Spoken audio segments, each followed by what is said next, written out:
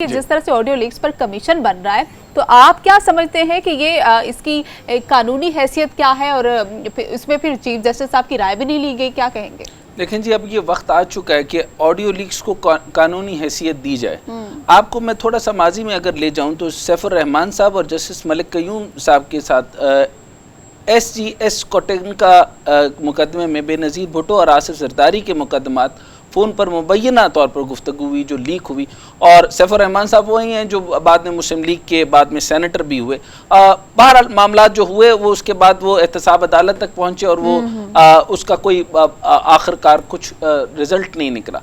लेकिन अब इतने सारे मुबैना ऑडियो लीक्स हैं और जितने सारे मामलात हैं वो सारे के सारे आपकी मुल्क की सालमियत के लिए बड़ा ख़तरा बन गए हैं। और जिस तरीके से मैं हमेशा 5th जनरेशन वॉर कहता हूँ, ये भी दहशत गर्दी की एक फॉर्म बन चुकी है। और ये डीप फेक के अलावा ये जो मुबैना तौर पर इसको ये बिल्कुल रद्द भी नहीं कर सक रहे और बहुत सारी वीडियोज़ इस तरह पर निकली हैं। अब इसको कानूनी हैसियत दे दी जानी चाहिए। और इसके अंदर जिस तरीके से जस्टिस फायज़ ईसा साहब की सरबराही के अंदर 3 रुकनी बेंच बना है, इसके ऊपर ये फैसले होने चाहिए और इसके अंदर उनकी फोरेंसिक करके उसके ऊपर डिसीजन लेना चाहिए कि अगर जिस तरीके से मोहतरमा यास्मीन राशिद की अगर ऑडियो निकली या बाकी मामला मेरी प्राइवेसी में क्यों मुदाखलत की एग्जैक्टली, और इसी तरीके से जिस तरीके से ऑडियो लीक जो खान साहब की निकली और उसके अंदर साइफर वाले मामलात थे और बाकी मामलात है, फिर उनके वो जो वहाँ की कांग्रेस वुमेन से उनकी डिस्कशंस हो रही हैं और पाकिस्तान को कभी वो लिंक करते हैं, कभी एब्सोल्युटली नॉट करते हैं। ये सारी गुफ्तगू को जो है वो अब कानूनी हैसियत देने का वक्त आ चुका है।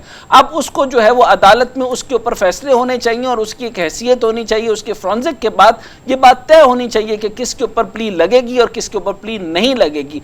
और इसको हम जो है वो अब बहुत ज्यादा लिंगर नहीं कर सकते। ये मुबैना ऑडियो से बजाय अब जो है उसका फोरेंसिक करके उसको तय करना होगा कि ये वीडियो लीक कहाँ से वारिद हुई और किस तरह से हुई और फिर उसके ऊपर करार वाकई सजा होनी चाहिए। अच्छा डॉक्टर साहब, काजी फायज़ ईसा साहब सरबराही कर रहे हैं, चीफ जस्टिस साहब से राय भी नहीं ली गई, क्या कहेंगे? अच्छा देखिए, अब वहाँ पे ये मामला है, एक बेंच बना है और इस बेंच के ऊपर उन्होंने रखा है जिस बेंच में वो खुद नहीं शिरकत करना चाहते वो एक अलग बात है। अभी मामला ये बन गया है कि जिस तरीके से उन्होंने जो फैसले चीफ जस्टिस ऑफ पाकिस्तान ने दिए थे और जिस तरीके से पूरी अपोजिशन ने उनके फैसलों के मुतल्लिक कह दिया और यहाँ तक भी कह दिया कि चीफ जस्टिस साहब जो है वो इस्तीफ़ा दें और जाएं, ये खुदा न खास्ता अजीब ही तर्ज की एक सियासत शुरू हो चुकी है। अब यहाँ पर कौन सा बेंच किसको तस्लीम करेगा और कौन किस बेंच को माना जाएगा और किसको मुस्तरद कर दिया जाएगा, या आने वाले वक्त में वक्त ही बताएंगे। हाँ सर, मुर्तज़ा रहनुमा पीपल्स पार्टी ने हमें ज्वाइन किया है, सर वेलकम कहेंगे आपको शो में। सर मेयर कराची के हवाले से अगर बात की जाए तो कहा जा रहा है कि मेयर कराची के लिए PTI हाफिज नईमुर रहमान को सपोर्ट कर रही है और उन्होंने भी आगे से कहा कि डिप्टी मेयर के लिए हम PTI को जो है वो उनकी तरफ वो जाएंगे। तो आपकी पार्टी का क्या नैरेटिव है इस पर? देखिए जी, पाकिस्तान पीपल्स पार्टी जो है वो तो यकीन रखती है अदबी अक्सरियत पर और कभी भी उन्होंने किसी का मैंडेट जो पीपल्स पार्टी वहाँ सिंगल लार्जेस्ट पार्टी है और बाकी इत्तेहादों में हुकूमतें बनती रहती हैं। ये तो कोई नहीं है, अगर PTI का और जमात इस्लामी का इत्तेहाद होता है तो उनकी अक्सरियत होती है, तो उसमें पीपल्स पार्टी का ज्यादा बेहतर तो था कि अगर आप वहाँ से कोई लोकल आदमी लेते जो कराची की सियासत को समझता, जो सियाको सबाग के साथ आपके साथ डिस्कस कर सकता।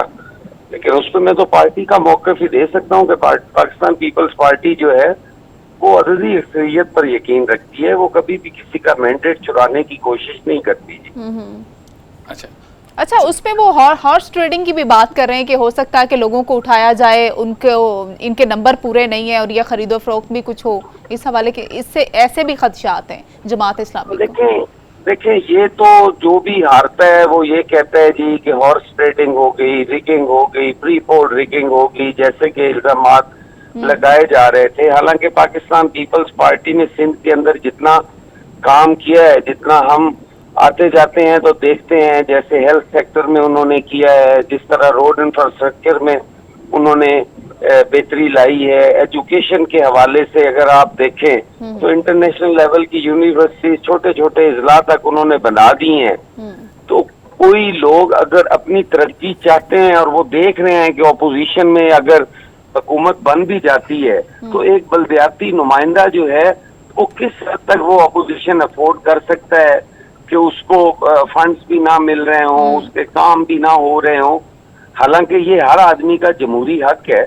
हम पंजाब में हैं और मैं जब देखता हूँ कि हमारे हलकों में काम नहीं होते तो बड़ी तकलीफ होती है। अच्छा सर, इम्पोर्टेंट सवाल ये बताइएगा कि लाहौर हाई कोर्ट की जो नोटिफिकेशन मुअत्तल जो हुई है, डी नोटिफिकेशन का जो मामला हुआ था 72 अराकीन का, उसमें बताइए कि सर आप क्या मामला बनेगा कि लाहौर हाई कोर्ट नोटिफिकेशन मुअत्तल कर सकती है, अब स्पीकर साहब क्या करेंगे सर?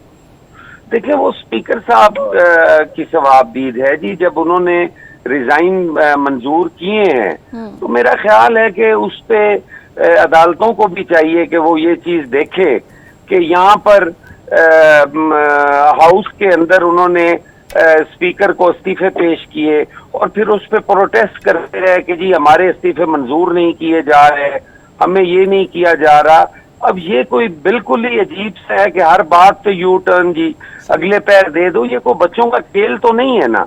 उनको बार टाइम दिया कि आप वापस आ जाए, जब वो नहीं आए तो वो इस्तीफे मंजूर कर लिए गए। उस पे अब वो कोर्ट के पीछे कभी छुपते हैं, कभी कहीं जाके छुपते हैं। अब उन्हें समझ नहीं आ रही दरअसल कि वो क्या करना चाहते हैं, किस चीज में वो फंस गए हैं।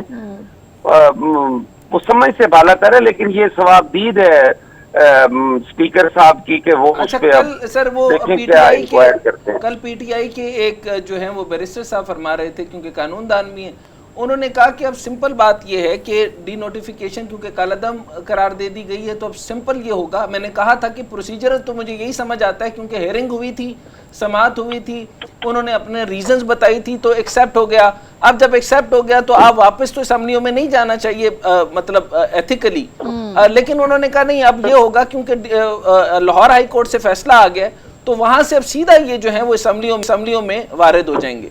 तो आप क्या लगता है सर, 72 के 72 जो है वो असेंबलियों में तशरीफ फरमा हो जाएंगे? ख्याल उनकी बात में कोई वजन है, क्योंकि उन्हें जो चीज अच्छी लगती है उस पे वो कहते हैं जी कि स्पीकर की रूलिंग जो है वो चैलेंज नहीं हो सकती। जो चीज उन्हें अच्छी नहीं लगती वो कहते हैं जी ये चैलेंज हो सकती है, और यही माजी में होता है। कॉन्स्टिट्यूशन जो है वो रीराइट नहीं किया जा सकता, उसकी तशरीह तो हो सकती है। बाकी वो बैरिस्टर हैं, कानूनदान हैं, मेरे से वो बेहतर समझते होंगे। मैं अपनी समझ के मुताबिक जो अर्ज कर रहा हूँ, मेरी समझ में यही आता है कि स्पीकर की अब उसमें जो उन्होंने उनके इस्तीफे मंजूर किए हैं वो डी नोटिफाई हो गए हैं, अब उनका कोई तुक नहीं बनता। तो आपके मुताबिक ये सही बात है कि जो स्पीकर को जो है वो हदायत नहीं दी जा सकती इस मैटर के ऊपर? नहीं, स्पीकर को किसी चीज की भी हिदायत नहीं की जा सकती जी। मतलब are you clear on it कि वो उनको ये इस तरह का इतना आसान मैटर नहीं है?